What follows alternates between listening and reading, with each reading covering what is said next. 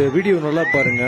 ஒரு 7 வயசு சின்ன பையன் எவ்வளோ அழகா யார் தெய்வம் இல்லாமல் பனைமரம் ஏறி தானாகவே இறங்கி எவ்வளோ அழகாக இறங்குறாருன்னு பாருங்க.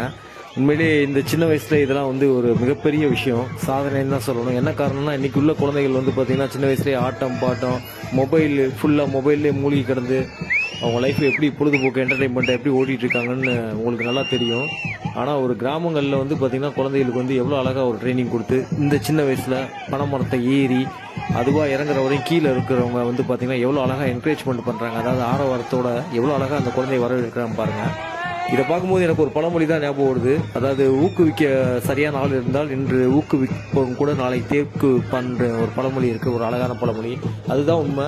சின்ன வயசுலேயே குழந்தைகளுக்கு ஒரு என்கரேஜ்மெண்ட் கொடுத்து வளர்க்கணும். அடிமத்தனமாக வளர்ந்தோம்னா அந்த குழந்தைகளோட வாழ்க்கை பார்த்தீங்கன்னா ஃபியூச்சரில் ரொம்ப பாதிப்பு தான் உண்டாகும்.